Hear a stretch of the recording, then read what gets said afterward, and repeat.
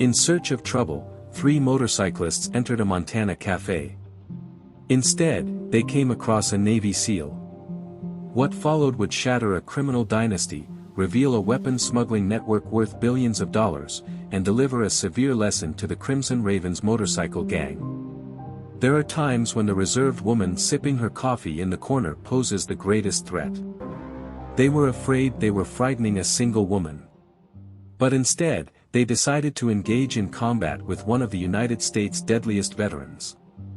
The plot revolves around a group of motorcyclists whose fatal error was messing with the wrong female Navy SEAL. Please identify your viewing location before we go ahead with the narrative. Click the subscribe button if you enjoyed this article. Tomorrow we have something extra special in store for you. Captain Charlotte Hayes watched the steam rise in languid spirals as she stirred her coffee in Murphy's diner as the afternoon sun cast long shadows over the room. Because of how rarely anything interesting happened in this little Montana town, she had specifically chosen it. All she wanted after 15 years of military operations and missions that would never be remembered was peace and quiet. A pot of freshly brewed coffee was brought over by the silver-haired proprietor of the eatery, Emma Murphy. As she added the finishing touch on Alex's cup, she spoke these words, "You're too young to look so tired, dear." Alex was reminded of her own grandma by her kind grin. One of those days, Alex said to Emma, while subconsciously massaging the Navy SEAL tattoo that was partially visible under her leather jacket sleeve. The reason the elderly woman sat with her back to the door and the nightmares that still made Alex sweat were mysteries to her. 3 motorbikes, their engines purposefully set to a level where they rattled the windows of the diner, smashed the tranquil atmosphere. Conversations broke off in the middle as the other customers tensed up. A smirk slipped Emma's lips as she clenched the coffee pot even more firmly. They had come, the Crimson Ravens. Along with his 2 lieutenants, James Venom Davidson marched into the diner, their leather cuts bearing the gang's signature insignia. As he looked around the room, Venom's scarred face contorted into a smile that he likely believed was endearing. He wasted no time shifting his attention from Alex to Emma. A number of customers averted their gazes as Venom, Emma's beloved, yelled out, "You were absent from yesterday night's town meeting." The mayor, Hayes, was let down. As she sat down at the coffee pot, Emma's hands quivered a little. "Venom, I needed to take inventory." With a sure, Venom drew nearer and explained the situation. "You know, it's really not optional when the mayor holds a meeting. Everyone should back his efforts to make this town grow." His forceful touch on the counter flinched Emma. With her coffee gone, Alex observed the conversation in silence. She was quite meticulous in her cataloging of information. Venom's henchman Viper always has a blade stashed in his boot. A badly concealed revolver was carried by the 3rd motorcyclist, a towering specimen they dubbed Tank. "Maybe the mayor should stop allowing criminals to dictate policy and focus on running the town," Emma remarked, her voice now louder. Silence fell over the restaurant. Venom's false grin faded away. "Then what were you saying to me, elderly lady?" Stooping over the counter, he rumbled. Before Alex's conscious mind could take control, he moved. Her 15 years of preparation came to fruition when she seized Venom's wrist, exerting pinpoint pressure on clusters of nerves that caused his fingers to clench up. She whispered to Alex, but her words echoed through the empty restaurant, urging the mayor to step up and do his job. Venom resisted Alex's firm grasp, but he was unable to free himself. Despite Viper and Tank's attempts to flank her, she maintained her concentration on Venom. Venom growled at me, wanting me to release my grip. "If you don't, my lads here will make you unhappy."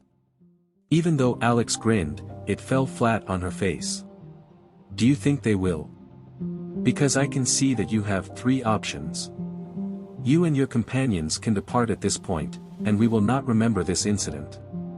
Secondly, if you do something foolish, I will have to take all 3 of you to the emergency department." She raised her fingertip pressure just enough to make Venom flinch. "We determine the exact number of bones I can fracture before you collapse to the ground." Spit out by Venom, you have no clue who you're battling. I do, Alex said in response. Dishonorably discharged from the army in 19 is James Venom Davidson. Over the past 3 states, you and the Crimson Ravens have been involved in protection rackets. Nevertheless, you have recently expanded your operations to include weapons trafficking. Have I overlooked anything? The expression on Venom's face became lifeless. Alex's voice abruptly halted Tank in his tracks as he reached for his concealed pistol. Not me. You seem to be a novice, as your sketch is leisurely and your goals are obvious. This will be completed by the time you clear the leather. No one moved for a considerable amount of time. After that, Venom surrendered by raising his free hand. Okay, we're going to leave. No, this is far from done. As he stepped back to make room for them to leave, Alex let him go. You get to decide if it is. 3 motorcyclists retreated. As Venom nervously stroked his wrist, their frightening appearance was shattered. Before they got on their bikes, Venom threw one final glance out the window. Can you tell me who I am? Amidst the rumble of the motorbikes, Emma uttered a murmur. Sitting down again, Alex took a drink of her iced coffee. No more than a person who has witnessed a lifetime's worth of bullies. However, Alex realized Venom was correct about one thing as she saw the Crimson Ravens vanish down the street. That wasn't the end. If her information was accurate, the weapons trade was only the beginning, and she had just made herself an easy target. Some larger force, of which the Crimson Ravens were a part, had far-reaching effects beyond this Montana community. Emma set out a sliver of apple pie and a new mug of coffee for her. What comes up after this? The elder lady spoke with conviction. You have company. Alex nodded, her thoughts already mulling over possible outcomes. Peace wasn't always easy to come by, but she'd come to this town in hopes of finding it. If a confrontation was desired by the Crimson Ravens, they were about to discover why Navy SEALs were not the ideal adversaries. Alex silently concurred, nevertheless. There is someone else here who can relate. This is no longer the case. Alex meticulously cleaned her Glock 19 in her cramped apartment above Murphy's diner that night. As she deliberated her next move, memories of her confrontation with the Crimson Ravens flooded her thoughts. As she was lost in thinking, she heard a knock at her door. You can enter, Sheriff. Without taking her eyes from her task, she yelled out. Entering, Sheriff Tom Cooper's worried expression betrayed his age. The news spreads like wildfire in a tiny village. I heard you got into an altercation with Venom and his henchmen. News to me, Alex said as she put her weapon back together. I just had a cordial conversation with a few rude customers. As he took a seat across from her, Cooper let out a heavy breath. Listen, Hayes, Commander. Hello, Alex. He corrected Alex. I am familiar with your history. I performed a check when you relocated here 6 months ago. Service with the United States Navy for 15 years. There are a number of commendations, some of which are so secret that not even my law enforcement clearance has access to them. At long last, Alex raised his eyes to meet his. Then you'll see that I'm capable. I am concerned about that. These Crimson Ravens aren't your average neighborhood gang anymore. Their network is extensive. Serious ones. My deputy discovered a stash of weaponry last month, enough to equip a small army. The state level issued orders to back down before we could even secure it. As far as I can tell, someone is getting paid to turn a blind eye. Cooper drew forward, his voice lowered. Meetings of the town are presided over by Mayor Hayes in the Crimson Ravens clubhouse. New cars that are out of their price range are driven by half of the municipal council. Alex, my daughter, is a teenager. I am not willing to take that chance. Ignoring it is your choice. Alex completed the task on his behalf. Keeping my folks alive is my top priority, therefore I do everything I can. Cooper got to his feet and tweaked his belt. I will not instruct you on what to do. Take caution, though. The Crimson Raven's true strength does not lie with venom. Marcus Cross, his employer, will be visiting next week. The individual has ties to gun dealers on 3 different continents. Though her face was expressionless, Alex's thoughts were racing. She had encountered the name Cross on her previous assignment with the SEALs. 2 of her colleagues had died because the operation had gone wrong. I appreciate the caution, Sheriff. Cooper halted as he approached the door.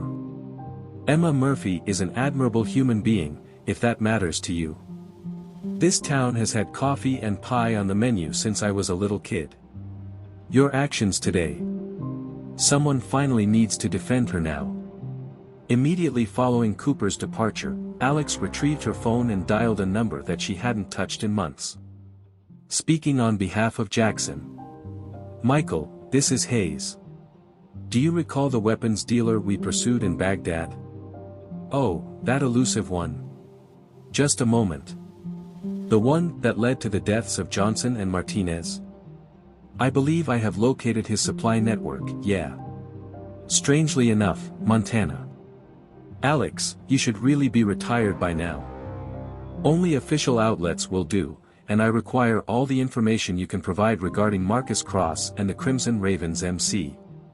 Please don't let me ruin any of your covert sources. It was a heavy sigh from Mike. Please be cautious, Alex, and give me 48 hours. Avoid getting into an argument with Cross on your own. Has anyone said that I'm not alone? The following morning, as Alex was assisting Emma with the diner's opening, a procession of motorbikes sped by. This time it's not Crimson Ravens. A distinct emblem was shown by their leather cuts. The Warriors of Steel. Alex couldn't help but notice their commander, the enormous Iron, as they marched past. There was acknowledgement and another quality. A letter. Still more problems. With a weary voice, Emma inquired. Perhaps not, Alex said. Something was off with the Steel Vultures. People who have served in the military in the past are the majority. Despite defending their land, they refrain from attacking unsuspecting citizens. Additionally, they may be possible allies if Alex's intuition was correct. Someone rang her phone. Mike sent me a text. Information flowing in. Without a doubt, Cross is your man. Venom looks like a complete rookie when it comes to body count. I have the exact location of the facilities that store weapons. Aside from that, word on the street is that Steel Vulture's MC could be working with your enemy's enemy. Armani grinned. A lot of pieces were coming together. The morning throng began to trickle in. Regulars who had been present throughout the altercation yesterday. With a newfound respect, they nodded to Alex. The word got out. At last, resistance against the Crimson Ravens had been achieved. Deputy Sarah Martinez arrived at the scene about midday. Hurrying over to Alex's regular booth. Quietly, she mentioned that she had something important to show you. The man slid a manila envelope across the table. Highway security camera footage. Something major is afoot with the Crimson Ravens. Extensive safety measures. Expert drivers. Not their typical approach. Alex looked over the pictures. Cloaked commercial trucks used for military transport purposes. Protective security details strategically placed. On what date? The night before. The problem is, they are becoming careless. Feeling terrorized. This site is being watched by Venom's people. Peering at you. They are, however, making no bones about it. Alex found out. 2 potential Crimson Ravens had spent the entire morning parked across the street. Attempting to appear too laid back. Do your superiors know that you're showing me this? In a grimace, Sarah grinned. Tom is a decent man, but he's terrified. Am I? Seeing these dweebs wreck our community is becoming old. During my mom's passing, Emma was by my side. Guaranteed that I would have access to hot meals and a quiet area to complete my assignments. She's right back with me. Very much so. Alex saw the youthful sheriff. Her back was as strong as steel. Her eyes were ablaze.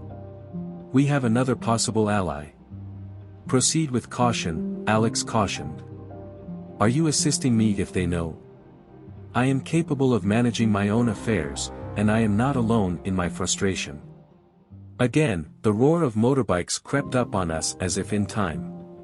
The steel vultures had returned, and they had pulled into the parking lot of the diner.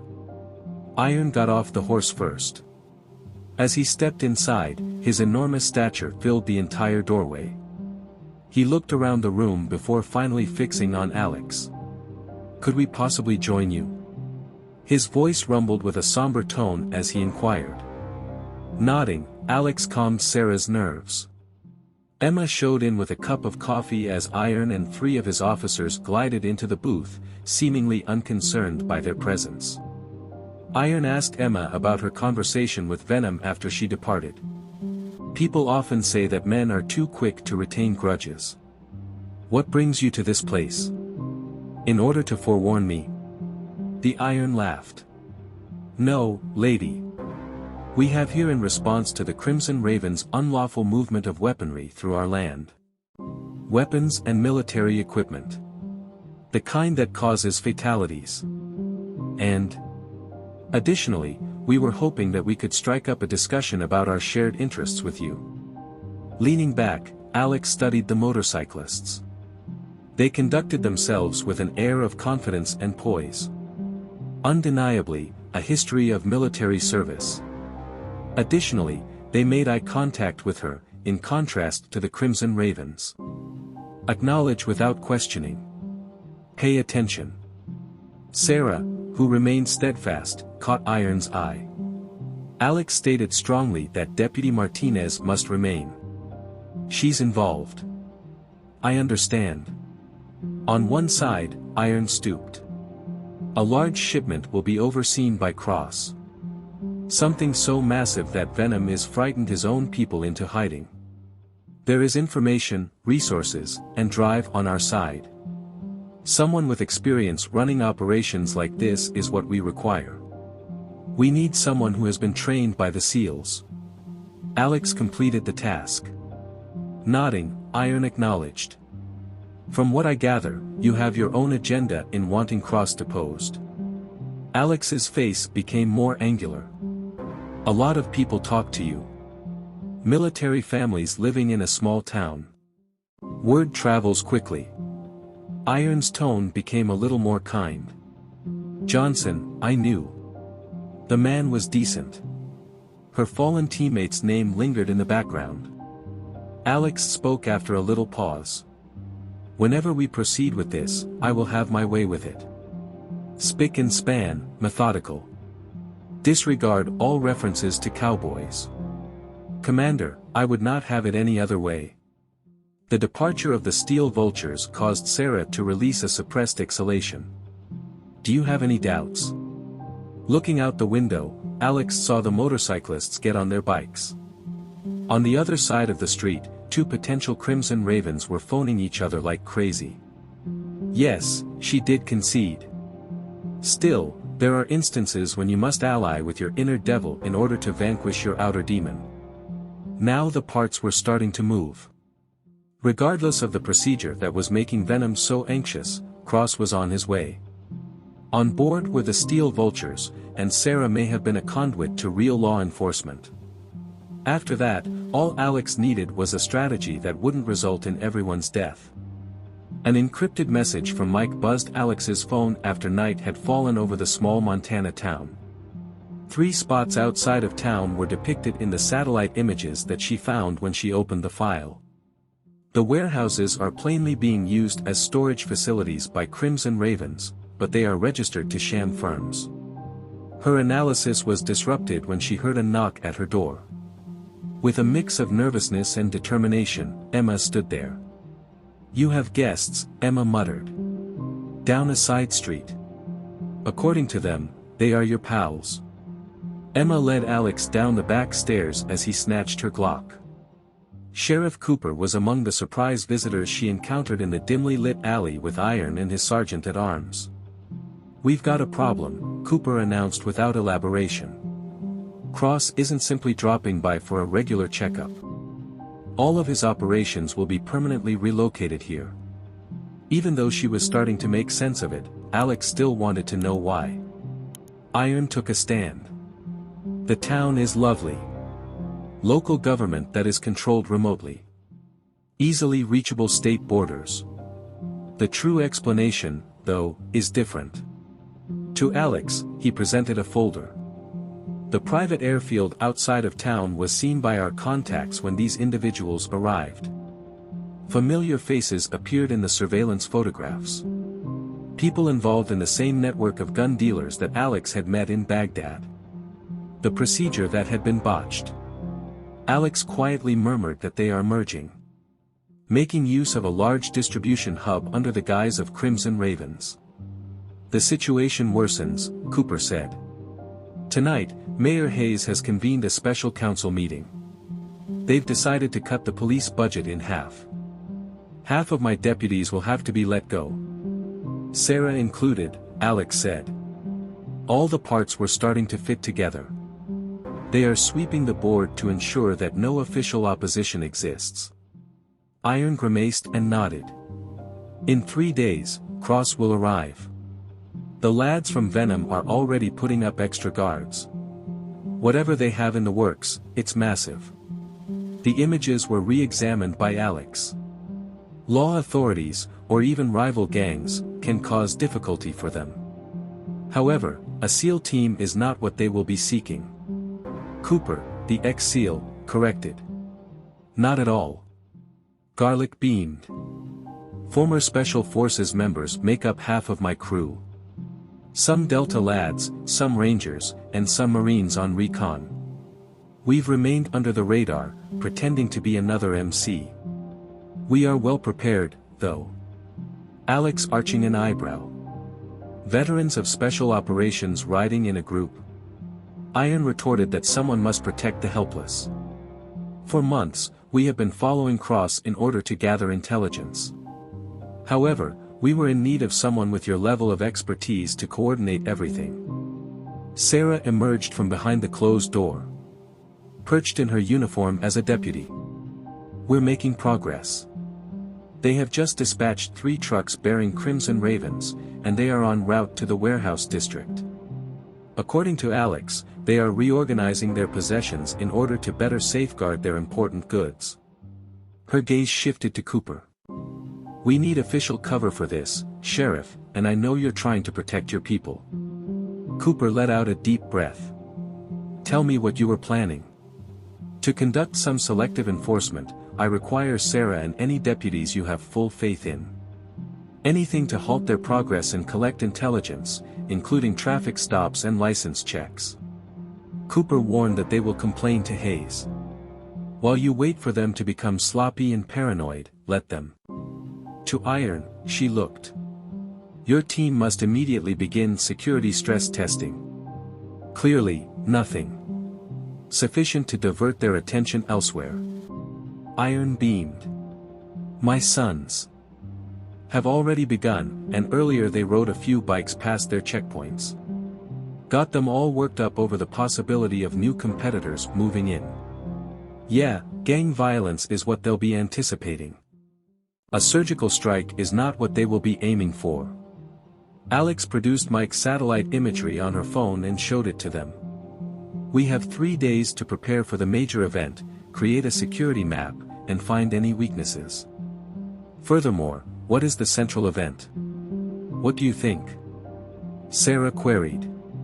"Cross is free to build up his operation any way he sees fit. Permit him to bring in all of his worldwide connections and networks, and then..." Alex hardened his smile. "It's all coming down at once, but we're missing a key component." "Then what is it?" Cooper inquired. "Just enough to skip Hayes and get straight to the federal authorities.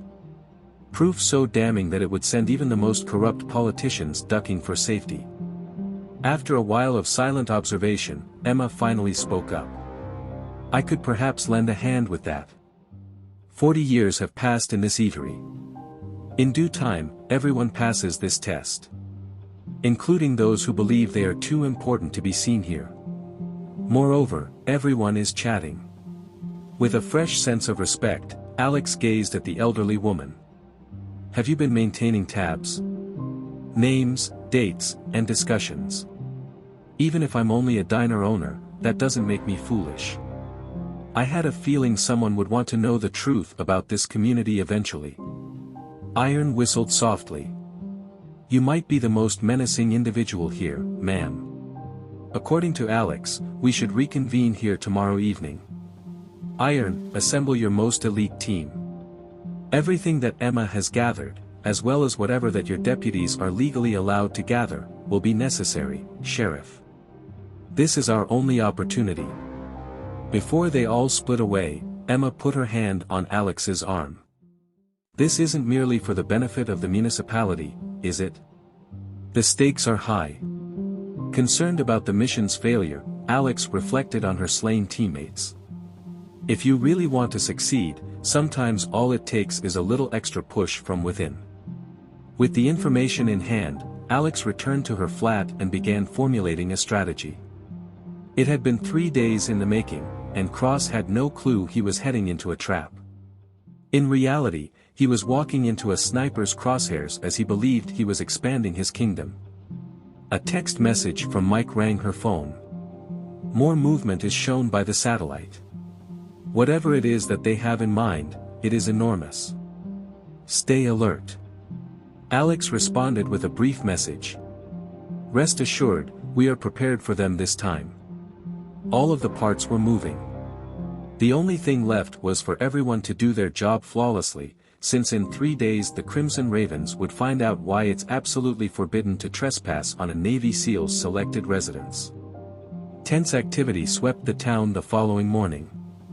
As Sarah and the other trustworthy deputies strategically pulled over Crimson Raven's vehicles, members of the Steel Vultures gang made their presence known by driving by gang area. Sitting in Murphy's diner as she always does, Alex overheard Venom and 2 of his lieutenants engaged in a heated argument across the street. From a distance, you could see how frustrated they were. According to Emma, who slid into the booth across from her, your coffee is becoming cold. On the table, she set a battered leather notepad. Everything I know about Hayes and his associates is this. A decade's worth of unplanned notes, chats, and gatherings. As Alex turned the pages, her face became more serious. Hey there, Emma. This is kind of. There's more going on here than simply the trade in guns. They've been using half of the town's businesses as a means of money laundering. My herald, I began keeping track for what reason. Death, have mercy on him. The power to know is eternally reiterated. I knew I needed insurance when they started pressuring me to sell the cafe after he passed away. They were distracted by a disturbance outside. Venom, visibly furious, was violently pushing one of his own soldiers against a wall. They were beginning to crack under the strain. A ding rang on Alex's phone. Iron has something to say. The shipment has been successfully delivered. Gather at the historic mill. I have to go, Alex informed Emma. Be vigilant. There will be some tension before things improve. On the outskirts of town, there was an abandoned lumber mill. The rusting machinery stood as silent sentinels. Inside, Alex discovered Iron, his core staff, and an unexpected visitor. Imagine a Crimson Raven that is chained and gagged. Iron revealed that they found him snooping around their region. I figured he might be able to tell me something funny. Alex drew near to the frightened potential customer. It was him. She knew him. One of the more recent recruits, barely of drinking age. Hey there. How's your name? Please, Tommy, have a cup of tea. Once Iron took the gag off, he stutter-talked. Okay, Tommy. The incoming shipment with Cross is something we should discuss. Tommy's pupils enlarged. Regarding. I am completely ignorant. Keep it. In his middle ground, Alex interrupted. Wearing a prospect cut, you're tasked with performing the physical labor. Taking stock, loading, and unloading. Stuff is known to you. Are you open to sharing such details, or will we need to think outside the box? Gulping, the young guy composed himself. Someone is going to murder me. Iron rumbled under his breath as he roared. Do you have any idea what they'll do once they discover you were caught on our turf? It was too much for Tommy. A torrent of words came out. Logistics plans, security shift schedules, and the overall structure of the facility. However, Alex's crimson ran cold at the thought of his final piece of information. He mentioned that they had a list. People, places. The individual is taking it upon himself. The value exceeds that of all the weapons put together, according to Venom. Alex and Iron looked at each other. That kind of list has the potential to expose entire trafficking networks or even all of Cross's corrupt officials. Tommy chimed up with one last point, his voice quivering. They are aware that there is an adversary. Extra muscle is what Venoms are known as. Gentlemen, not merely motorcyclists. Once again, Alex's phone beeped. Hello, Sarah. As of late, Hayes has appointed Venom's brother as acting sheriff and suspended Cooper. With a motion toward Tommy, Alex instructed Iron to place him in a safe place. He could prove to be valuable in the future. Upon returning to the eatery, Alex discovered Sarah, Cooper, and Emma all waiting. The ex-sheriff appeared to have lost the battle. According to Cooper, they're making more progress than anticipated. We are all too familiar with the meaning of routine administrative review, as Hayes referred to it. Sarah went on to say that before Cross arrives, they are consolidating power. The value of my badge will likely decrease by morning. Alex thought about what they could do. We had to make some changes to the initial plan. Their official cover had been blown, what with Cooper gone and real law enforcement compromised. Once again, her phone beeped. Major movement is shown by the satellite. There will be a swarm of cars heading in your direction. Highly trained operators, not criminals. Remain vigilant. Just when the diner was about to close, 3 dark SUVs with tinted windows rolled quietly past. Sarah whispered under her breath that they are no longer attempting to be subtle. According to Alex, they aren't necessary. They believe they have the town under their grasp. Because of that, they feel assured. When they're confident, they mess up. As they rounded the bend, Emma saw the SUVs vanish. Our next move is unclear. According to Alex, we need to rethink our strategy. We take advantage of their anticipation of opposition from other gangs or law police by hitting them from an unexpected angle. The steel vultures?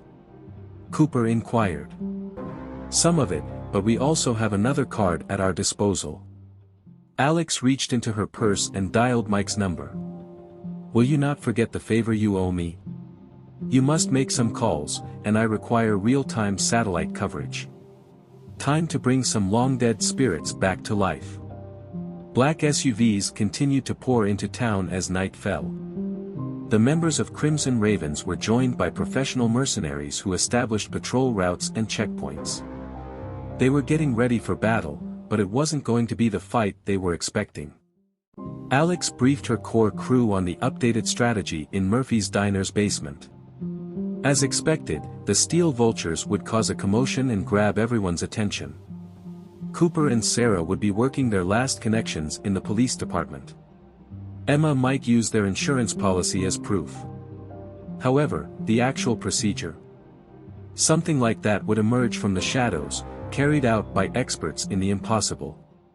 Cross would be arriving tomorrow with his valuable list and worldwide contacts, Alex informed them. His expectation is to discover a town fully subjugated to him. He will, however, learn the hard way that it's not a good idea to underestimate some people. Outside, the mountains were rumbling with thunder. This little community in Montana was about to be hit by a storm. When it was over, everything would have changed. In search of trouble, 3 motorcyclists entered a Montana cafe. Instead, they came across a Navy SEAL. A criminal enterprise would be brought to its knees, a billion-dollar weapons smuggling scheme exposed, and the Crimson Ravens motorcycle gang would learn a harsh lesson from what happened next. The shy woman sipping her coffee in the corner can be the most intimidating person there. They were afraid they were frightening a single woman. But instead, they decided to engage in combat with one of the United States' deadliest veterans. The plot revolves around a group of motorcyclists whose fatal error was messing with the wrong female Navy SEAL. Watching the steam rise in leisurely spirals, Commander Charlotte Hayes stirred her coffee as the afternoon sun cast long shadows across Murphy's Cafe. Because of how rarely anything interesting happened in this little Montana town, she had specifically chosen it. All she wanted after 15 years of military operations and missions that would never be remembered was peace and quiet. A pot of freshly brewed coffee was brought over by the silver-haired proprietor of the eatery, Emma Murphy. As she added the finishing touch on Alex's cup, she spoke these words, "You're too young to look so tired, dear." Alex was reminded of her own grandma by her kind grin. One of those days, Alex said to Emma, while subconsciously massaging the Navy SEAL tattoo that was partially visible under her leather jacket sleeve. The reason the elderly woman sat with her back to the door and the nightmares that still made Alex sweat were mysteries to her. 3 motorbikes, their engines purposefully set to a level where they rattled the windows of the diner, smashed the tranquil atmosphere. Conversations broke off in the middle as the other customers tensed up. A smirk slipped Emma's lips as she clenched the coffee pot even more firmly. They had come, the Crimson Ravens. Along with his 2 lieutenants, James Venom Davidson marched into the diner, their leather cuts bearing the gang's signature insignia. As he looked around the room, Venom's scarred face contorted into a smile that he likely believed was endearing. He wasted no time shifting his attention from Alex to Emma. Calling out to Emma, "My darling," Venom's voice had an edge that caused a few customers to avert their gaze. "You were absent from yesterday night's town meeting." The mayor, Hayes, was let down. After setting the coffee pot down, Emma's hands quavered a little. "Venom, I needed to take inventory." With a sure, Venom drew nearer and explained the situation. "You know, it's really not optional when the mayor holds a meeting. He is seeking everyone's support as he endeavors to contribute to the growth of this town." Emma flinched as his hand slammed down forcefully on the counter. With her coffee gone, Alex observed the conversation in silence. With drill-like accuracy, she recorded details. In his boot, Viper, Venom's right-hand man, carried a knife. A badly concealed revolver was carried by the 3rd motorcyclist, a towering specimen they dubbed Tank. "Maybe the mayor should stop allowing criminals to dictate policy and focus on running the town," Emma remarked, her voice now louder. Silence fell over the restaurant. Venom's false grin faded away. "Then what were you saying to me, elderly lady?" Stooping over the counter, he rumbled. Before Alex's conscious mind could take control, he moved. Her 15 years of preparation came to fruition when she seized Venom's wrist, exerting pinpoint pressure on clusters of nerves that caused his fingers to clench up. She whispered to Alex, but her words echoed through the empty restaurant, urging the mayor to step up and do his job. Venom resisted Alex's firm grasp, but he was unable to free himself. Despite Viper and Tank's attempts to flank her, she maintained her concentration on Venom. "My lads here will make you regret it if you let go of me," Venom growled. Even though Alex grinned, it fell flat on her face. "Do you think they will? Because I can see that you have 3 options. You and your companions can depart at this point, and we will not remember this incident. The second scenario is that you do something foolish, and I will take all 3 of you to the emergency department." She applied a little more pressure, causing Venom to grimace. "We determine the exact number of bones I can fracture before you collapse to the ground." Spit out by venom, you have no clue who you're battling. I do, Alex said in response. Dishonorably discharged from the army in 19 is James Venom Davidson. In addition to your 3-state protection racket, you and the Crimson Ravens have just expanded into weapons trafficking. Have I overlooked anything? The expression on Venom's face became lifeless. Alex's voice abruptly halted Tank in his tracks as he reached for his concealed pistol. Not me. You seem to be a novice, as your sketch is leisurely and your goals are obvious. This will be completed by the time you clear the leather. No one moved for a considerable amount of time. After that, Venom surrendered by raising his free hand. Okay, we're going to leave. No, this is far from done. As he stepped back to make room for them to leave, Alex let him go. Sure, it's possible. It's totally your call. 3 motorcyclists retreated. As Venom nervously stroked his wrist, their frightening appearance was shattered.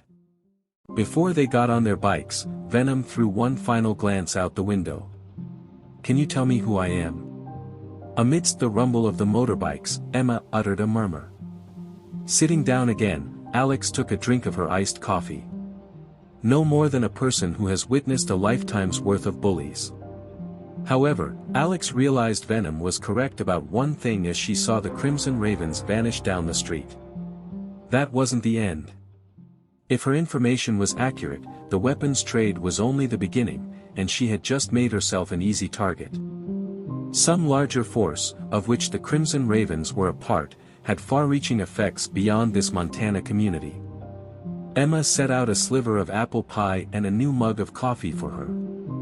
You are not alone, the elder woman assured you emphatically, no matter what comes next. Alex nodded, her thoughts already mulling over possible outcomes. Peace wasn't always easy to come by, but she'd come to this town in hopes of finding it. The Crimson Ravens were about to find out why Navy SEALs were the worst kind of foes if a fight was what they desired. Alex silently concurred, nevertheless. There is someone else here who can relate. This is no longer the case. With a strange silence, dawn descended upon the town. Due to the heightened security measures implemented by the Crimson Ravens, the streets now resemble a military occupation. As a group, black SUVs drove in predictable patterns, and at strategic junctions, armed men in tactical gear stood watch. As Venom personally supervised the installation of surveillance cameras surrounding Murphy's diner, Alex observed from her window. Their previous attempts at intimidation were completely exposed. Mike had sent her a protected message, and her phone vibrated. Positioned as a ghost squad. Here are 6 operators, all of whom have experience working with teams. People will do what you say. Her lips curled into a smile. Mike had saved the day by getting in touch with an operator she was familiar with. Those men who owed her their life, who would toil in secrecy without seeking reward or approval from higher authorities. Hey there, General. Her encrypted radio picked up Iron's voice. The airstrip is showing signs of activity. Just landed are 3 private planes. Cross appears to be making an early arrival. Arms and equipment that Alex had painstakingly selected for the upcoming mission were snatched from her kit bag. Steal that idea. Keep your distance. Make them feel like they're the only ones on the board. Members of the Crimson Ravens and townspeople alike were drinking coffee downstairs while Emma served them. A knife might have easily cut through the palpable tension in the restaurant. Alex glanced over to Emma and nodded subtly. Unhurriedly making her way to the rear, the elderly woman turned the sign on the entrance of the eatery to the closed position before vanishing into her office. Even though Sarah was formally suspended, she sneaked in through the back door while wearing her deputy uniform. An emergency town meeting has been called at noon by Hayes. Every business owner is required to be present. Alex stated that they will make their move. They use real companies as fronts for their takeover attempts. She continued, Sarah whispering. According to the state police contacts I have, they have been instructed to completely avoid our jurisdiction. No matter what is reported, there will be no response. Alex looked at the time. There will be a town meeting in 4 hours. They needed 4 hours to arrange all of their parts. She could hear the buzz of her radio. "Hello, Commander. My name is Ghost One. Cross is our target. Serious protection is accompanying him on his journey. Ex-Special Forces, possibly CIA. These folks aren't hoodlums. Numbers? 15 or more operators, not including Crimson Ravens and Muscle. They are currently making their way to the main compound." Alex used her laptop to access the satellite feed that Mike had given her. Arrival of numerous automobiles at the headquarters of the Crimson Ravens. An ostensibly deserted plant on the outskirts of town. What is your current tally for total hostiles, Iron? 20 Crimson Ravens, plus Venoms with added muscle. Include the security detail for Cross. We're aiming for a minimum of 40. Everyone is armed and expert. Good chance, Alex said. I got the leader of the bikers to laugh. Sarah made a worried face. The odds are against you, it's a suicide. As Alex put it, statistics don't decide battles. Taking one final look at her weaponry. Time, position, and initiative are what really matter. Plus, we have no intention of winning a direct combat. Outside the restaurant, a black SUV drew up. As they made their way towards the exit, 2 guys dressed in pricey suits emerged. On time, Alex whispered. Get to Cooper, Sarah, you need to make sure he's prepared. Iron, 30 minutes from now, your team must begin their run. Ghost Squad, keep shadow monitoring exclusively. As they made their way to Emma's office, the suits scanned the practically deserted restaurant. Even with the walls so thin, Alex could eke out their words. Mayor Hayes requested that we accompany you to the town meeting ahead of schedule, Ms. Murphy. Modifications to local company restrictions are something he'd like to talk about. Emma's tone was authoritative. I am occupied with inventory, but the meeting won't last for hours. Good day, ma'am. Emma expertly diffused Alex's nervous energy as he prepared to act. Give me my coat, please. Just as Emma was about to leave her office, she gave Alex a subtle nudge. Everything was moving along as expected. Everything would be decided in the next several hours. As Cross and his gang were planning to make this sleepy hamlet the capital of their criminal empire, they were also solidifying their authority. They were numerically superior, armed, and in a better position tactically. The most important thing they were missing was knowing who they were actually battling. A final beep sounded on Alex's phone. According to the satellite, Mike, there is another convoy coming from the north. Huge rigs, likely transporting weaponry. Today is the day they've planned it. As a response, Alex copied it. It is time to demonstrate to them why the SEAL's home is off limits. A radio was her next move. Operation Ghostwalker is green light for all units. Ghostwalker has been given the go-ahead, I repeat. Carry out the steps as specified. Covert actors started repositioning themselves around town. With their motors resonating off the mountains, the steel vultures rose to their feet. 6 operators, all with extensive training, quietly prepared their weapons.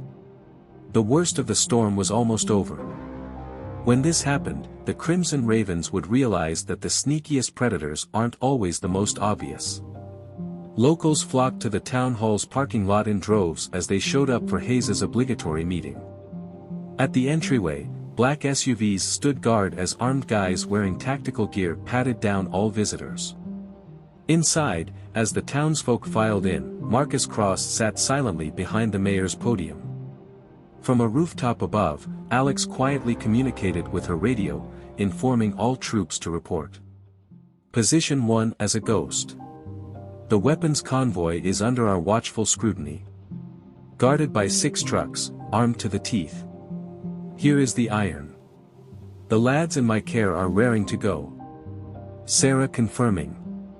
Our insurance package is prepared for shipment by Cooper. Venom strutted around the town hall, acting as enforcers, as Alex saw through her scope. His shackled wrist was holding a metal briefcase, which very certainly contained the list that Tommy had described. Names and details that could bring down trafficking networks across numerous continents. Phase 1 must be executed, Alex instructed. Instantaneous action was taken. The coordinated runs by the Steel Vultures, who rode dozens of motorcycles, buzzed Crimson Raven's checkpoints and diverted security resources from vital locations. Hayes formally opened the assembly within the town hall. Greetings, friends and neighbors. We have gathered here today to share some wonderful news about upcoming changes in our community. He was about to finish when the power went out in the building. As disoriented mutterings circulated around the audience, the emergency lights were activated. Is the power station in ghost mode? Offline electricity is both primary and backup. Only emergency generators are powering them.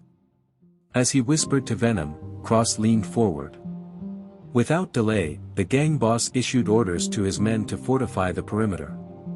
A second wave of ghost teams attacked the convoy. The weapon shipment detonated in mayhem miles away. The leading and following vehicles were crippled and ensnared by precisely placed charges. Invisible enemies, resembling wraiths, were advancing through the woodland at great speeds, threatening the professional security detail. Ghost 1 reported that the convoy has been neutralized. Little loss of life, all hostiles neutralized. Through his earpiece, Cross received the news, and his composed demeanor momentarily crumbled. As if getting ready to flee, he signaled to his personal security detail. Not yet, Alex muttered. Feel the increasing pressure on them. In a last-ditch effort, Hayes tried to keep the meeting under his authority. Keep your cool, everyone. Just a short-term solution. He became disconnected as he heard blasts.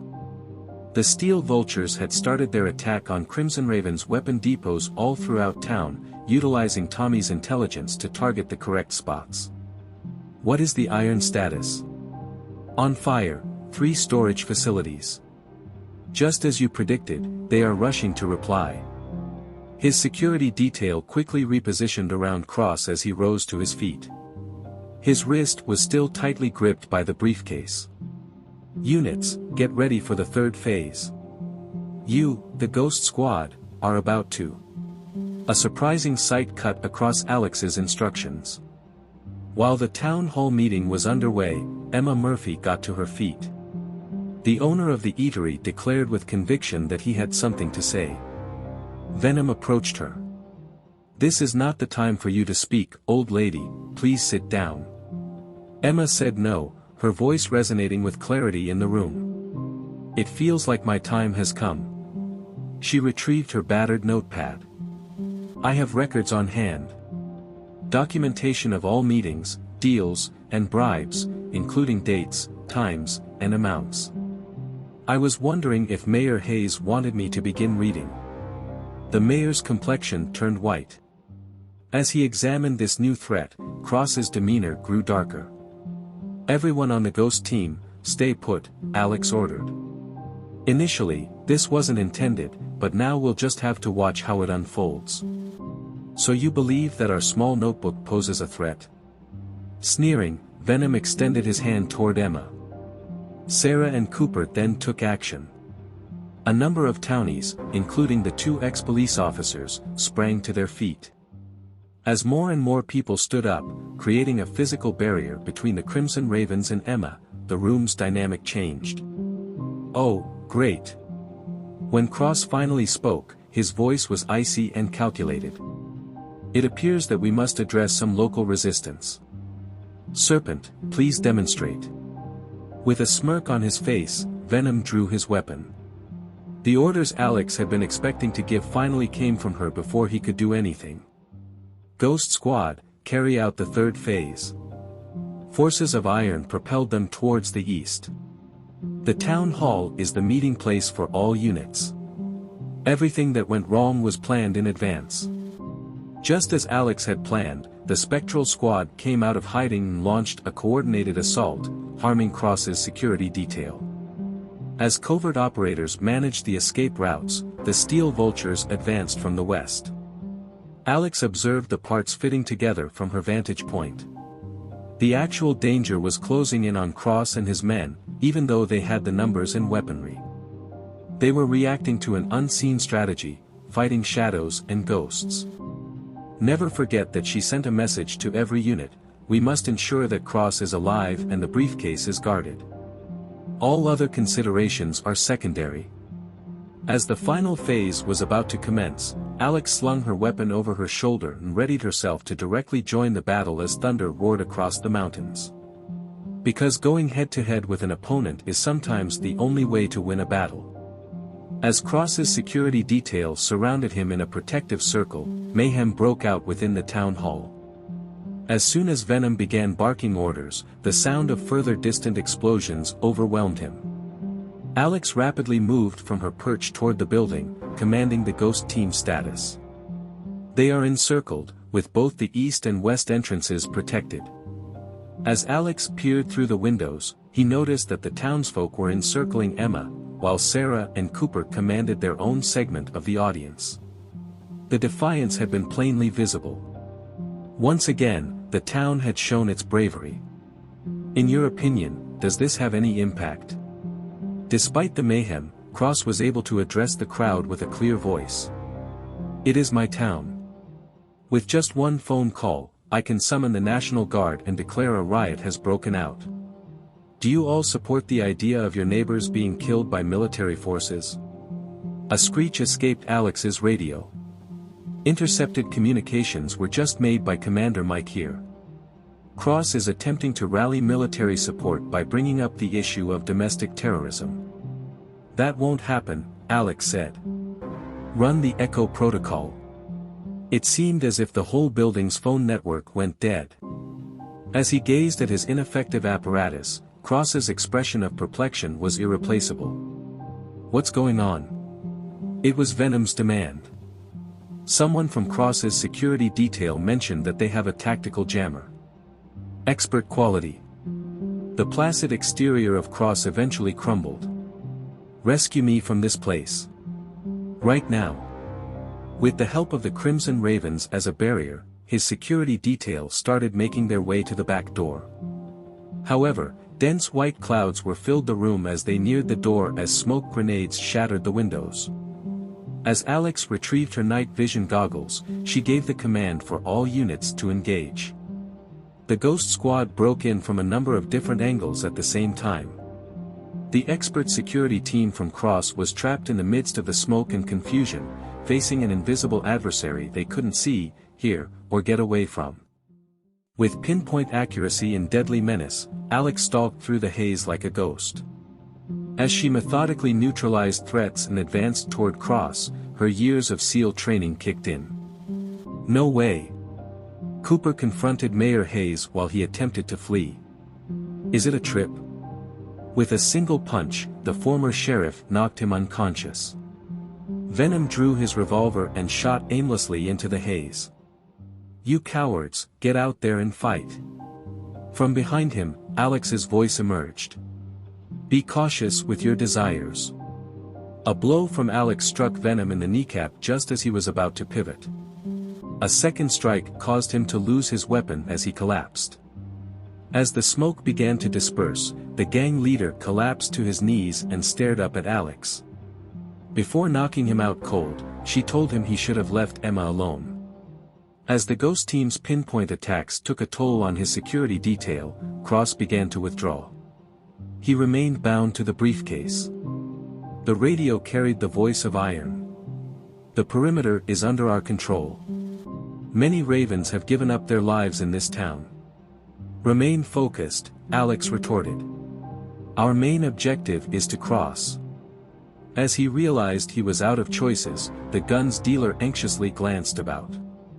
The two remaining members of his security detail remained steadfast, allowing him to retrieve a tiny gadget from his pocket. The third ghost has a dead man's switch. With an icy smile, Cross grinned. Either you back off or I let go of everything. To every major news outlet, we gave every name and operation. In the event that your cover is broken, how many of your fellow operators would perish? Coming out of the haze, Alex had her sights set on him with her rifle. As soon as your index finger leaves that button, you will be dead. Perhaps, Crosby conceded. Is the number of lives you're willing to sacrifice sufficient? It was in Baghdad that I first met Commander Hayes. Then you were helpless to rescue your squad. In this moment, can you truly afford to endanger additional lives?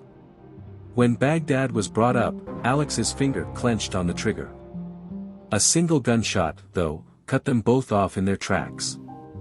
As the device was surgically removed from his hand, Cross let out a scream. Ghost 2, that was a great shot, Alex remarked as he moved up on Cross. No problem at all, Commander.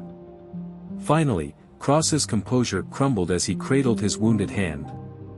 You are confused about your actions. Much larger issues are on the horizon for the people I assist at work. Alex interrupted him and took the briefcase off his wrist. Are you the one in charge of the data, Mike? Strongly agree. The disk copying process was recently completed by the IT expert from Ghost Team. We're well prepared.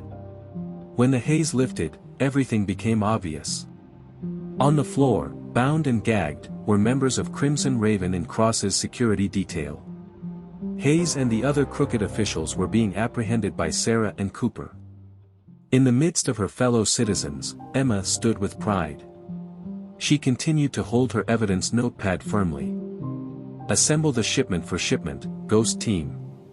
Irons checked the whole town to make sure we didn't overlook anything. The contents of this bag will pique the curiosity of multiple federal agencies, Sarah Cooper. Angry, Cross stared at her from the ground up. Nothing has ended yet. Alex hardened his smile. It is, you simply aren't aware of it just yet. As federal authorities, who had been notified by Mike's crew, started to arrive, the sound of approaching helicopters could be heard. At long last, the town's lengthy nightmare was coming to a close. As Alex observed Cross being escorted away in handcuffs, she couldn't help but agree with him on one point. There might be repercussions. Who would be confronting them was the question. The town hall was encircled by federal officers who were gathering evidence and questioning suspects. As Alex stood by, he observed the loading of Cross and Venom into separate vans. Nothing remained of the Ghost Team after they vanished. From her diner, Emma brought 2 cups of coffee, which she approached. Before giving one to Alex, she mentioned that she thought Alex could need it. Ultimately, you had a hand in the downfall of a global arms dealer in my hometown. When asked how your evidence had a role, Alex responded by taking a grateful sip from his drink. A lot of folks are going to be put away by those journals of yours. Hayes, Commander. A towering woman with an FBI jacket drew near. Yours truly, Special Agent Rodriguez. We must talk about what transpired here. Alex naturally looked across at Emma. Is that coffee covered by the rain? Emma nodded in agreement. My dear, I am giving you free coffee forever in appreciation of all you have done for this town. Rodriguez and 2 other federal agents sat across from Alex in a temporary command center set up in the sheriff's office. Mike had left a message for her, and her phone buzzed. All data is safe, and global teams are making progress toward their goals. Fantastic work. And thus Rodriguez started. Are you interested in learning how a group of motorcycle riders, a diner owner, and a former Navy SEAL were able to foil a massive weapons trafficking scheme that we have been investigating for quite some time? Iron barged into the room just as Alex was about to respond. He removed his motorcycle club attire and put on a suit, which only served to heighten his menacing appearance. He then produced a badge and declared, "That's where I come in. I am Special Agent Shaw with the Federal Bureau of Investigation's Organized Crime Division. Operation under wraps, running for 3 years." Behind her composed facade, Alex was absolutely taken aback. Shaw, or Iron, hadn't merely been going along with her scheme. He was the boss of his own show. She inquired about the steel vultures. Shaw added that the majority of current federal contractors are veterans. For a long time, we tried to make a case against Cross, but we were never successful. You then arrived and immediately began to stir up problems. With that smile, Rodriguez set the stage for the trap to go off, but I'm still wondering about the other operators, the ones that no one has noticed, yet. Who else? Innocently, Alex responded. I witnessed some courageous citizens of the town asserting their rights. Without grinning, Shaw continued. At certain times, the monitoring apparatus broke down for no apparent reason. That is truly sad. The town outside was reviving. Members of the Crimson Ravens were being apprehended in 3 different states using data found in Cross's suitcase. Sarah, with Cooper as her advisor, had recently been appointed temporary sheriff, and federal charges were pending against Mayor Hayes and his corrupt officials. Once again, Alex's phone beeped. Ghost One has something to say. Package safely delivered, data sent, squad disbanded. Excellent hunting, Master. As Rodriguez reviewed her notes, she mentioned that one issue remains troubling to her.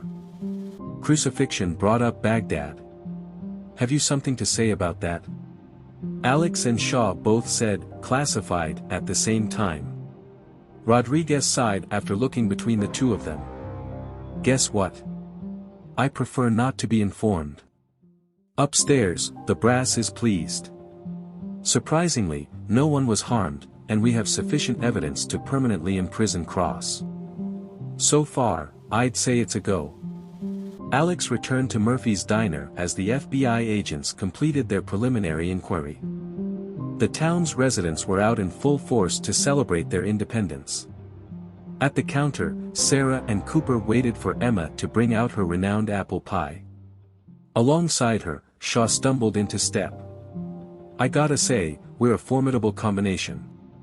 According to Alex, it would have been wonderful to know that you were an FBI agent. Plus, it would have jeopardized a 3-year surgery, he smiled. Your backup team was also not exactly promoted. Which club is this? I see. They strolled silently for an instant. As a consultant, your skill set is always in demand by the Bureau. Thanks, but I've had enough of that kind of life. This town has become my home. Does it? Why? Because I've learned that 3 additional trafficking networks are active in Montana. That sounds like something a small town may use some defense against. While observing Shaw's countenance, Alex halted. Do you need my assistance or are you trying to hire me? Perhaps it's both. Your skills would be an asset to the Steel Vultures. Legally, we're no different from any other MC, casually, he shrugged. Eventually, someone will look out for the average Joe. Her phone rang once more before Alex could answer. It appears that Cross's associates are reorganizing, according to recent information. Perhaps vengeance is on its way to you. Armani grinned. I guess I'll have to put off retirement for a while longer. Give me some time to consider it, she begged Shaw. Changes came quickly to the little Montana community in the days that followed. While television vehicles choked the streets, federal officials kept reviewing evidence in the hopes of learning how a little town had brought down an international weapons trafficking network. There was a CNN story about Cross's arrest, and Alex was sitting in Murphy's cafe, watching it.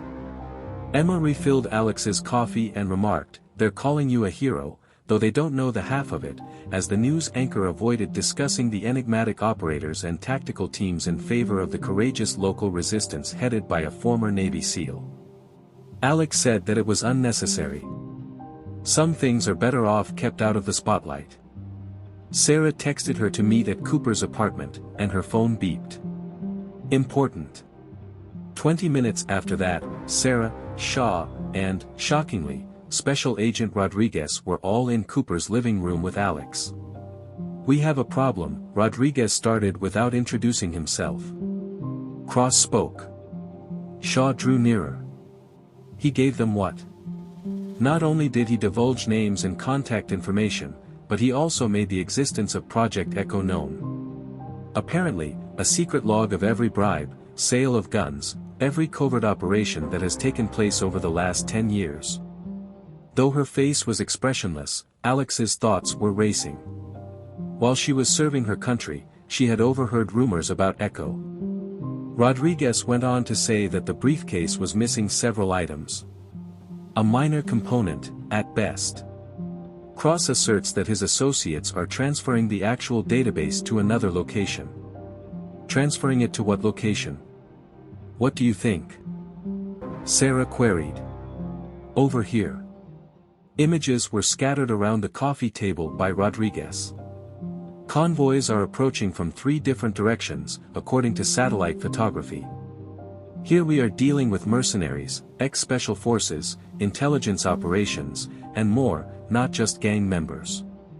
Shaw came to the conclusion that they believe we had Cross's data. Also, Alex mentioned that they might be seeking vengeance. In any case, they're on their way. Cooper finally raised his voice. For how many? With a minimum of 60 operators divided among 3 groups. The crew is competent, well-prepared, and unconcerned with unintended consequences.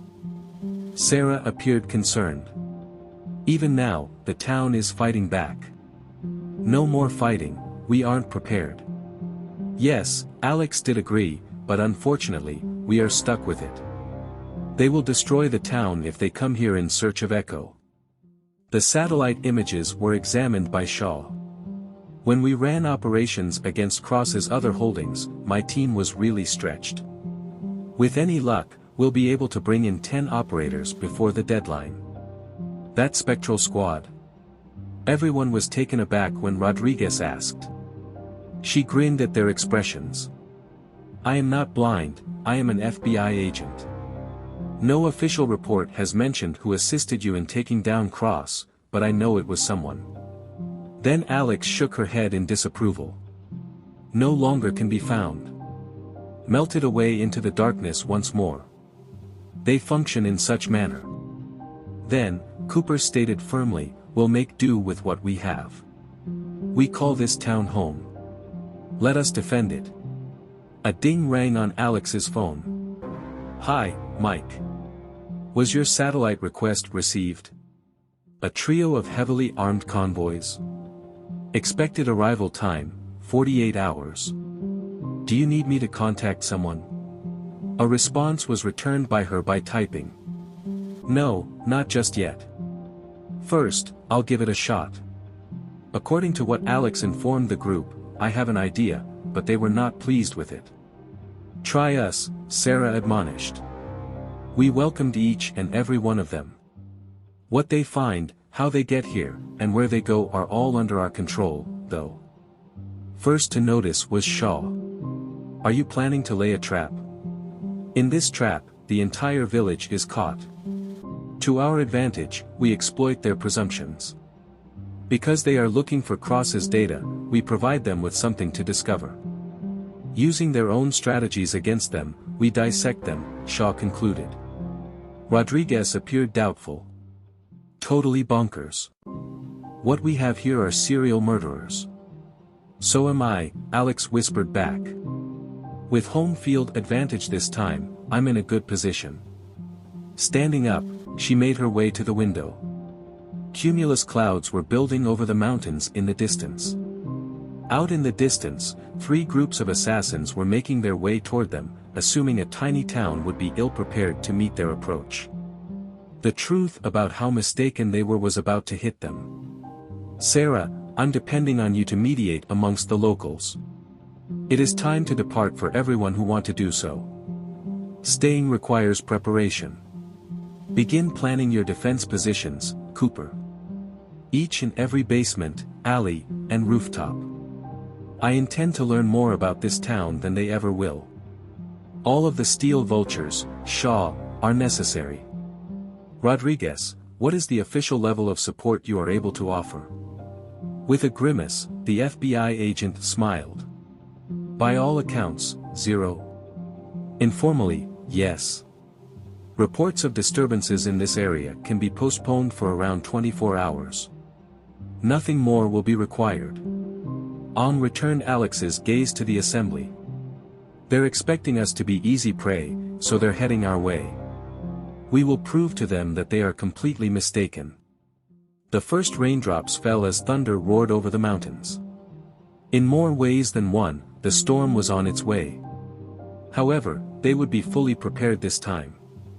Over the course of the following day, the sleepy Montana village was turned into a meticulously planned trap. From her vantage point on top of Murphy's diner, Alex could see the townies carrying out her schemes with the precision of a military commander.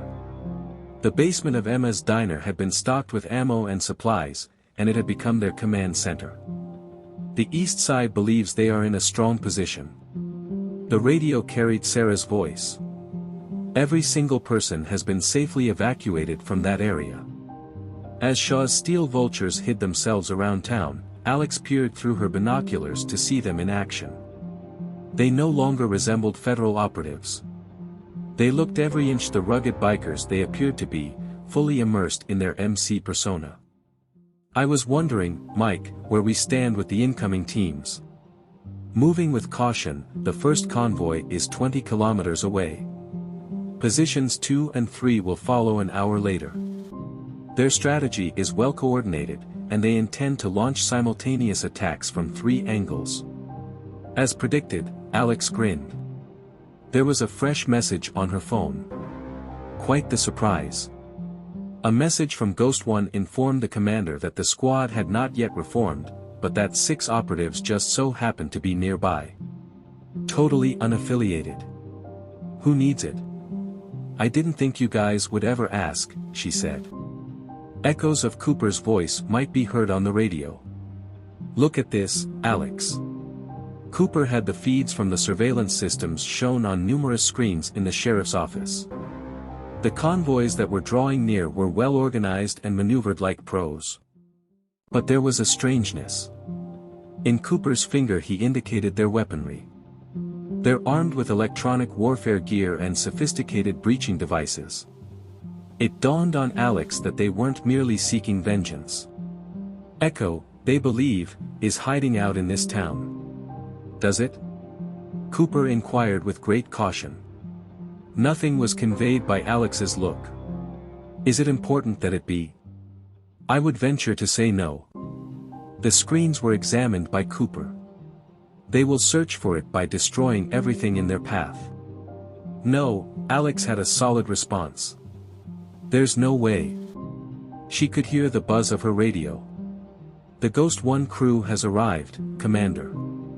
Is it okay to hire advanced scouts? The time was verified by Alex. The wind was gathering more speed and the storm clouds were darkening. The weather was ideal for her plans. Shadow 1, the negative. Take some time for them to relax first. Give the impression that they are taking the lead. At the outskirts of town, the initial indications of the enemy's advance teams emerged.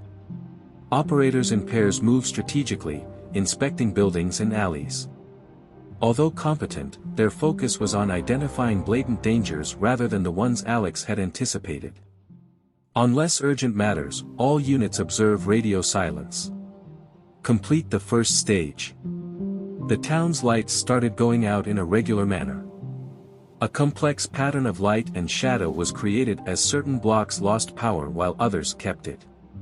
The oncoming operators would likely attribute casualties to combat or hurried defensive measures. Unbeknownst to them, every shade was cast on purpose, and every shadowy alleyway was a possible trap. Sarah, where does our shipment stand? All set to go. At the precise moment we specify, they will discover what they are seeking. To make his false echo database look legitimate, Alex had included just the right amount of real data. If the adversary discovered it, they would believe they had succeeded in their objective. At that point, the true trap would set in. Once again, her phone beeped. Dear Mike, the main convoy is speeding up. The bait has been taken. With sandwiches and coffee in hand, Emma materialized on top of the world. Feel free to utilize these. I am ready for the night." When the elder woman snorted, "You were supposed to be in the shelter with the others, Emma. By the way, someone has to feed you, this is also my town." Alex couldn't help but crack a smile. This was the key to their victory. Fighting for home was more important than tactical superiority or specialized training. Again, the radio crackled. The second Spectre. "We are making progress, Commander. Plenty of it. They aren't going to wait until nightfall." The first big wave was rapidly approaching, as Alex could see through her binoculars. Vehicles adjusting their positions. Soldiers forming standard formations for deployment.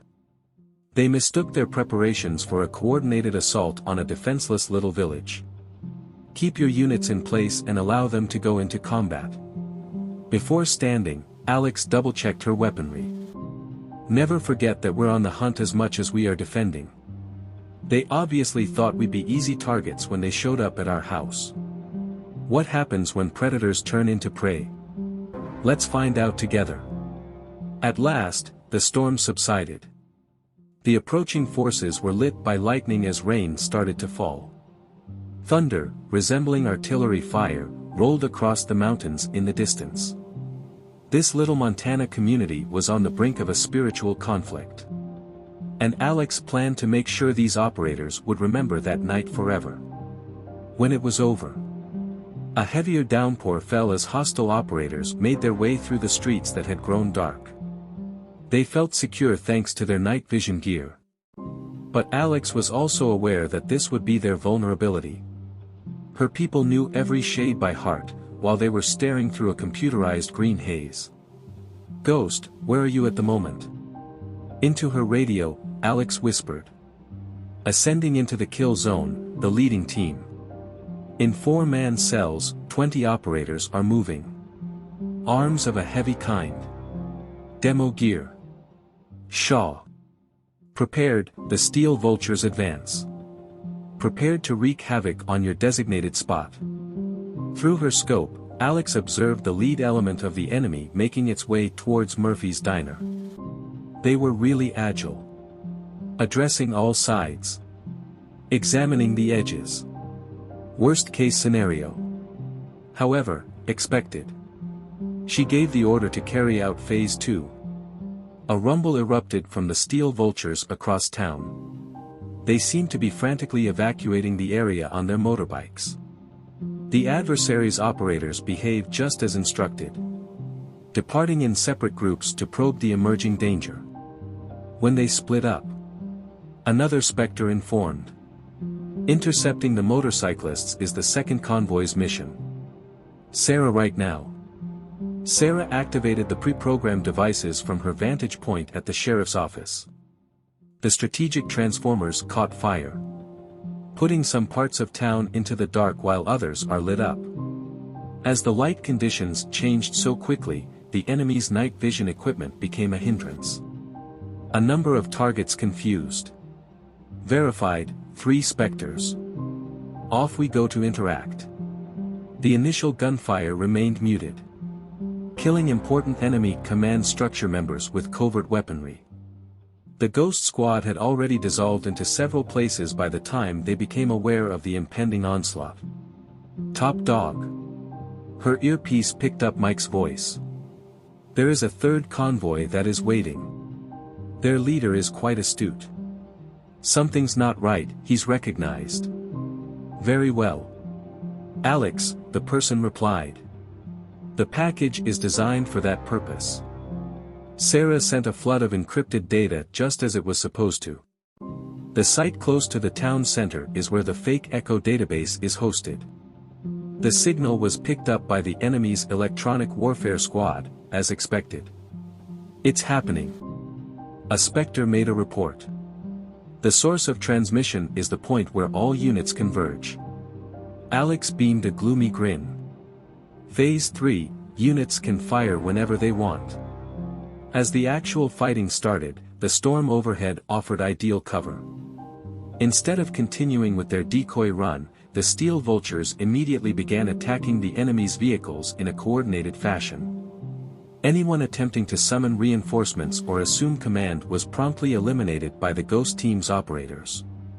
But the townsfolk were the ones who really made an impact.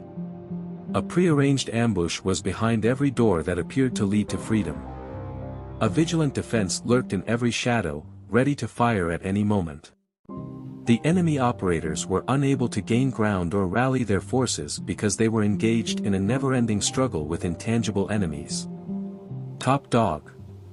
Shaw's voice exhibited a controlled level of enthusiasm. They're retracing to previously established rising points. No, Alex said. We can see that they are returning to our desired position. Following the fabricated echo data, they arrived at the town's former warehouse district, a complex of buildings outfitted with motion detectors and ready-to-fire positions. The enemy operatives were herded into ever tinier spaces as they ran for shelter. Status of the ghost team. 15 objectives vanquished. Over 20 injured. The remaining ones are located in the warehouse area. Then Alex changed the channel. How is the third convoy involved, Mike? I am now settling in. It is clear that their commander is aware of the catastrophic situation with his advanced squads. Great job, Sarah. Go on to the last step. All of the town's streetlights went out at once, leaving everyone in the dark. The thunderstorm overhead grew worse, with lightning slicing across the sky and rain pounding down.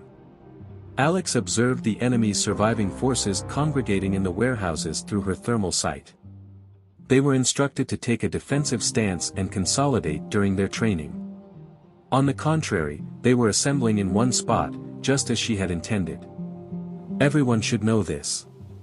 The current phase is active. Again, there will be no weapons in Phase 4. No one on the other side of the enemy operators saw it coming. Their leadership was eliminated by the ghost team snipers. Steel vultures sever their pathways of escape. In addition, the townsfolk, under the leadership of Cooper and Sarah, kept up an ongoing onslaught that encircled them. The deciding blow, though, came from Alex. She drew near the main warehouse, the last stronghold of the enemy commander, as she glided through the rain like a shadow. This man had been in charge of the third convoy. He who had been too proud to speak up, certain of his own superior intelligence. It was his turn to be proven completely mistaken. Her command was for all units to remain in position. This is an intimate one. As Alex approached the door of the warehouse, another bolt of lightning flared. The war was going to start soon. As Alex stealthily made his way through the darkness, lightning flashed over the warehouse's interior. Up on the upper floor, her thermal imaging equipment picked up 6 distinct heat signatures. The enemy's top brass and their last standing elite unit. Nobody exits this building, thus Ghost 1 must maintain overwatch. Duplicate that, Commander, we will not let you down. A labyrinth of disused machines and shipping containers made up the warehouse floor. Ideal hiding spot, but also ideal for an ambush. In hushed tones, Alex could make out the familiar cadence of the opposition team's whispering. Realized that former Dev had grown. Special Operations Forces members who had become mercenaries. Her earphone picked up the voice of Commander Mike.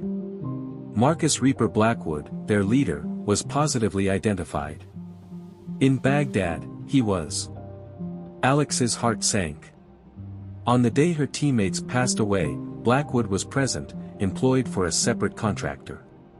He had slipped away before anybody could probe his possible involvement in the botched mission. Thus, the warehouse resounded with Blackwood's voice. The illustrious Lieutenant Hayes. Trip to Baghdad was a long time ago.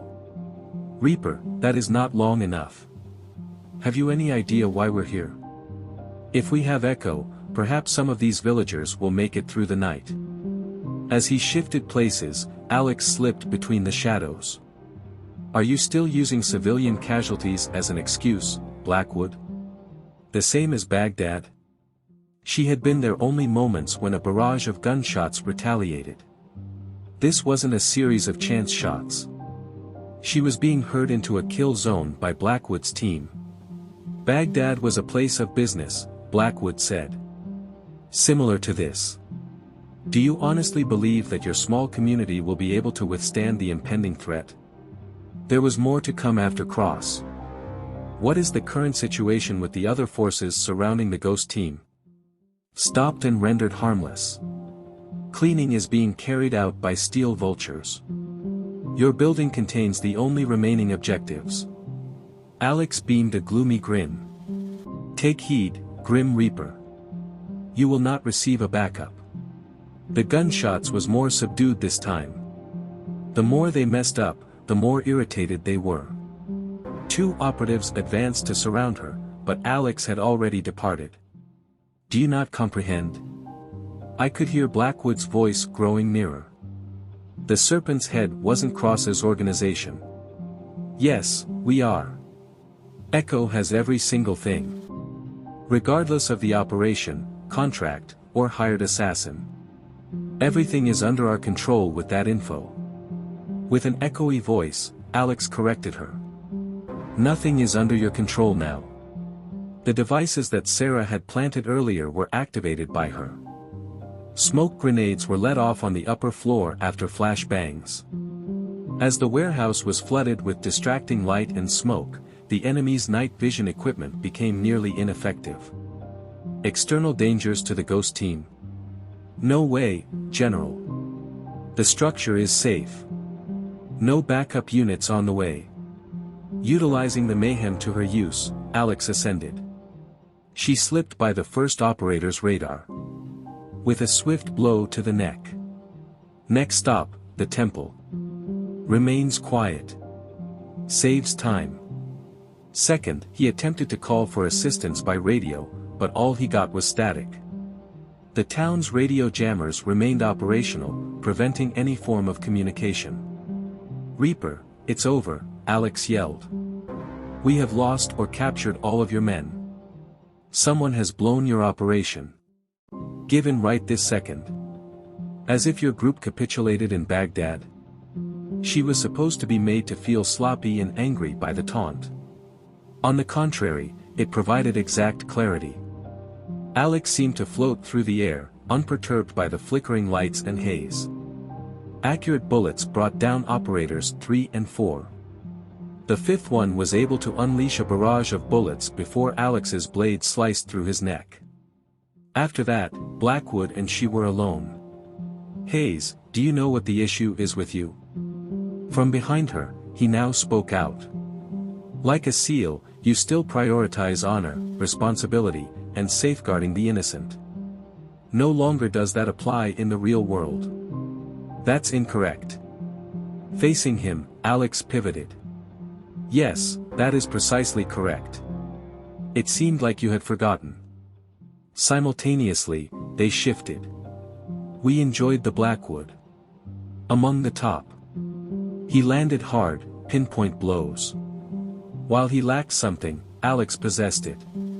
Something more than just power or wealth motivated them to win. Both sides fought fiercely and narrowly. Breaks occurred, and crimson poured forth. She took a devastating hit to the ribcage from Blackwood. However, Alex took it in stride and retaliated with a blow that broke his knee. How does the status of the Ghost team work? Despite gasping for air, she succeeded. Commander, it is still obvious. Stop dragging this out. Blackwood was about to fall when Alex noticed her chance. She had practiced this maneuver ad nauseum during her training. The one that each SEAL was taught. She stated this was for Baghdad. And hit. Blackwood's fall caused his pupils to dilate. His final remarks were hardly audible. Your actions are completely unknown to you. Alex, panting heavily, stood over him. Surprisingly, yes. Hey Mike. Commander, the upload is underway. As they pursued our decoy, the actual Echo database was copied. Full rundown, including all names and procedures. Currently being sent to all of the world's leading spy agencies. The storm had finally passed outside. The town will soon be illuminated by dawn, exposing the devastation of the night. For the time being, though, Alex gave herself permission to find some peace in the smoke-filled warehouse. The specters of Baghdad could at last find peace. The tiny Montana village was illuminated by the dawn, which revealed the entire extent of the nighttime conflict. Alex watched cleanup personnel make their way through the streets outside Murphy's diner as federal trucks started to pull up. Preparations were underway to develop the official narrative. Local law enforcement and worried people foiled a criminal takeover effort. Approached with a cup of coffee in hand, Emma studied the scene. Most towns have seen better times. According to Alex, we will reconstruct. Plus, the majority of the harm is purely aesthetic. Strategic, not structural. Sarah walked over, her expression one of contented exhaustion. No civilians hurt, 38 enemy operators dead, 22 captured, ghost teams gone, and Shaw's people reduced to MC status. Blackwood, too. Getting transferred to a safe place. However, I've heard that half of the world's intelligence services are interested in speaking with him. A ding rang on Alex's phone. Echo database causing chaos, Mike said. The global web of mercenary organizations is unraveling. A lot of influential people are fleeing in fear. Hayes, Commander. Even though he had been up all night, Agent Rodriguez looked remarkably refreshed as he approached. In Blackwood's custody, we discovered something intriguing. A Baghdad-related file. Alex felt a little pressure. Discreet procedure. This is no longer the case. A thumb drive was presented to her by Rodriguez. Viewed it and thought you might be interested. Shows that your squad was prearranged. Even at that early stage, Blackwood was collaborating with Cross. Now the truth is revealed, Emma thought to herself. With a quick reply and a discreet pocket move, Alex snatched the drive. After the battle that night, Cooper joined them, his arm in a sling. Tonight is the town council meeting. Call for immediate meeting to choose new executive team. Oh, I see. Alex grinned. A name popped up, Sarah's. And so on. Emma appeared taken aback as Cooper fixed her thoughtful gaze on her. Am I? I own a diner. That's all. Sarah brought up someone who had helped uncover wrongdoing and safeguard this town. Things like that are noticed. Sean's voice crackled on Alex's radio. Notable intelligence was gathered by the commander. It appears that Blackwood's group had more activities in the area. Someone should probably investigate those. According to Alex, he thought the Steel Vultures were no different from any other MC. Yes, we are. On occasion, though, another MC may benefit from the advice of an expert. Message number 2 came from Mike before Alex could answer. Near the Canadian border, satellite imagery shows movement. Consistent with Cross's method of operation. Possibly nothing. Emma took note of Alex's attentive countenance. Are you seriously considering leaving already? Alex firmly stated no. Here we are at home. However, there may be times when a broader radius of protection is necessary for a property. A smile spread across Sarah's face. As sheriff, I may require the services of an expert advisor. Someone who has some background in strategy and tactics. Supplemental understanding of the law. Is this an employment offer? This role is more akin to consulting and is quite informal. You have more than enough time to start the self-defense classes you've mentioned. As she spun around, Alex beheld the town, her town. There was now more going on in the spot she had come to conceal. A house that is valuable enough to fight for and defend. The Spectre reported to the commander. A crackling sounded on her radio. Maybe you know some operators who are seeking for occasional contract employment if you take that consulting position. Totally legal, without a doubt. Naturally, with a smile on his face, Alex responded. Their coffee cups were refilled by Emma. Evidently, Murphy's Diner may benefit from a larger dining area toward the rear. Allow room for more. Confidential gatherings. Are you already thinking about the future? Dear, Emma spoke with conviction.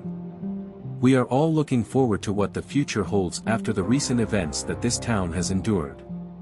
An improved one. The sun rose higher in the morning. The destruction that needed fixing was brought to light, but so was the resilience of the people who had overcome seemingly insurmountable obstacles. A final beep sounded on Alex's phone. Hi, Mike. The Baghdad file verifies all claims. The names of your team will be cleared. A fair resolution was reached. All right, Alex murmured it. As Alex saw her newfound family, the maternal power of Emma, the determined leadership of Sarah, and the steady reliability of Cooper, she felt a feeling she hadn't felt since before Baghdad. Calm down. Other towns posed different dangers, though, as Shaw had warned. There was still work to be done, but it was taking on new forms. And for some reason, everything seemed just perfect. By the third month following the pivotal battle, Murphy's Diner had experienced unprecedented levels of business. Repurposed from its original use as storage, the basement was transformed into a meeting spot for Alex and her growing group of allies, a place Emma playfully referred to as the Situation Room. At her customary post, Alex reviewed the reports from Shaw's teams concerning questionable behavior near the Canadian border. Along with Sarah came a mug of freshly brewed coffee. Sarah was now the duly elected sheriff. According to Sarah, who pushed a file over the table, she had something interesting. Are you still thinking about last week's warehouse raids? Recovered evidence connecting 3 state officials to the network that Cross had previously used. Flanks, Alex thought. Since Echo went public, everyone is in a mad dash to get ready. While we're on the subject of rushing, Sarah gestured toward the corner TV. Unidentified operators detained a weapons dealer in Seattle who had ties to Cross. This arrest made headlines in the news. When Alex saw the work that Ghost Team had done, he grinned. Sarah made a comment about how busy your pals have been. Who are your friends? Efficacious law enforcement is all I can see. Cooper and Shaw, who were both looking quite serious, walked solemnly into the diner as the door chimed. Is there an issue? Alex inquired. On the table, Shaw set up a laptop that displayed security footage. Do you recall that we assumed Cross's mission was limited to weaponry? As it turns out, that was merely the cutting edge. Human trafficking routes were discovered to pass through Montana and into Canada. According to Cooper, they used the same passages for the shipment of weaponry. Does the following sound familiar? Several small towns are implicated. Local politicians are bought off. The images were examined by Alex. It was easy to see the pattern. Those vying for power were using the same strategies as Cross had. For how many towns is it? According to Shaw, there are at least 6. Each one was diminutive, alone, and susceptible, much like this one. More coffee and Emma's now iconic apple pie materialized. Somebody ought to take action over that, it seems. As Sarah put it, it's already happening. The formation of a federal task committee is underway. Highly debatable, highly unofficial. Someone to oversee ground operations is being sought after. Alex arching an eyebrow. Allow me to make an educated guess. You had a suggestion for someone? Shaw actually interrupted. Certainly, every one of us did. In order to carry out their intricate missions, the Steel Vultures require clear orders. The Ghost Team is more effective when led by someone they know, and the presence of a special advisor to the sheriff gives them some much-needed cover. Emma also mentioned that in addition to teaching self-defense classes, you should find something to occupy your time. Classes had been Alex's idea. They would help the town's residents feel more secure, strengthen their bonds with one another, and learn self-defense. There was a 3-month wait on the waiting list. How about this place? Alex inquired. We must continue to defend our town. Lawrence grinned. A couple items have been uncovered. In any case, you won't be far away. What we mean by home territory is being defined more broadly. A ding rang on Alex's phone. Hi, Mike. Those border cases are making progress. Important matter. We are prepared to take your call. She glanced at her strange relatives seated at the table. Emily's unassuming power. The resolute leadership of Sarah. Unwavering determination of Cooper. The strategic prowess of Shaw. We are now all a part of a bigger picture. An organization whose sole purpose is to safeguard individuals who are unable to do so on their own. Well, Alex finally remarked. I should probably get more coffee. Expect a few sleepless nights. Emma nodded in agreement. The coffee is brewing, honey, and just in case you were wondering, my apple pie makes a good journey companion. Outside, motorbikes chugged by. While training for larger missions, the steel vultures are out on patrol, protecting their villages. Possibly in the distance. Ready to launch an attack from the shadows, operators of the Ghost team awaited orders. A former Navy SEAL found solace in helping others fight their battles in a little Montana cafe that had become so much more. Good, Alex remarked as she booted up her laptop. Give me the lowdown on these cities that we have. Just like we helped this one, let's help them. Why?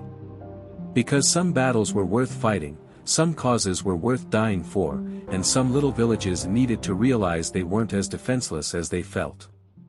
As the sun dipped below the horizon, casting a warm glow across Montana, Alex stood on the roof of Murphy's Diner and watched the town adapt to its new normal.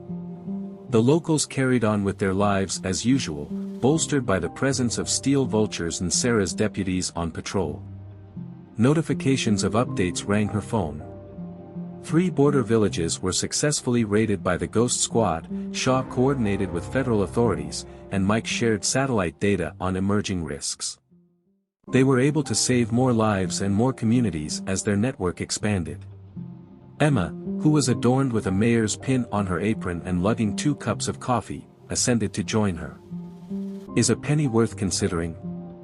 Alex said that he was simply reflecting on how much had changed. I was seeking cover when I arrived here. You, on the other hand, discovered a stronghold to defend yourself.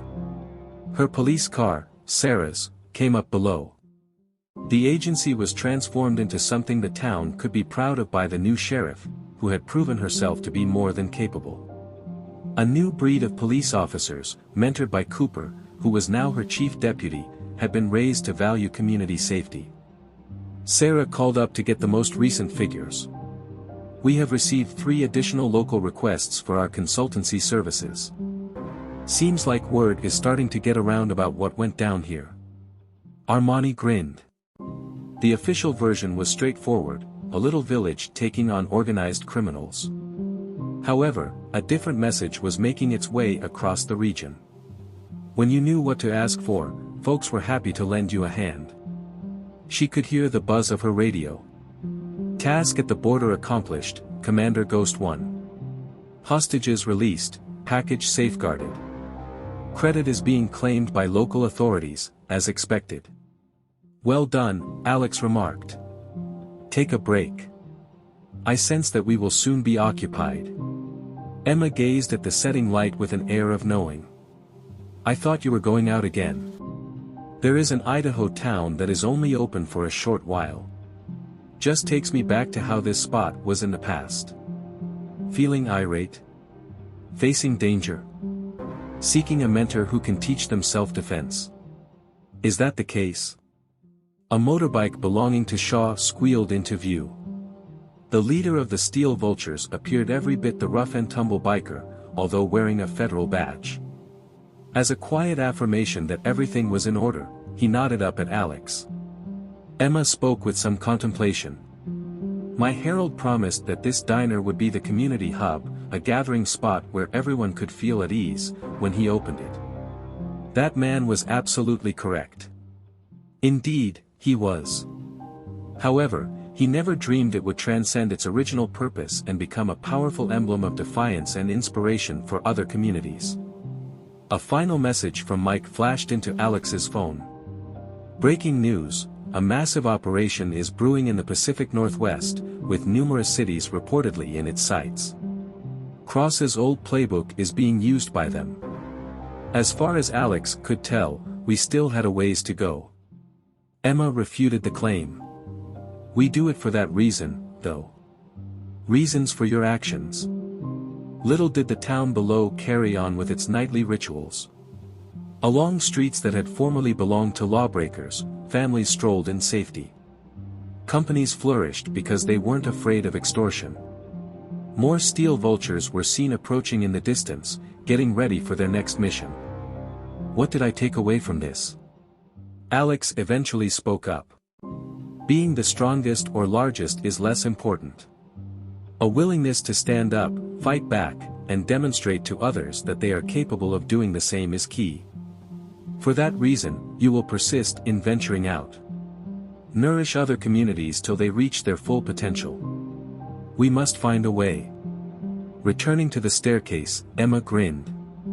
Never forget that there is coffee and supportive people here whenever you need it. As the sun dipped below the horizon, Alex studied the mountains in the distance. The other villages that required assistance, the other wars that needed to be fought, were all visible in her imagination. However, by this point, she had allies. A network, a family, and a purpose served her. The unassuming woman who had been enjoying her coffee in a diner in a rural town had transformed into a beacon of hope for individuals who desperately needed it. Alex Hayes grinned as night descended over Montana, aware that another community was about to find out the hard way what happens when you mess with the wrong Navy SEAL. For some tales never truly die, rather, they take on new forms and become legendary tales that encourage people to discover their inner fortitude, bravery, and ways of resilience. That myth had just started in a little Montana cafe.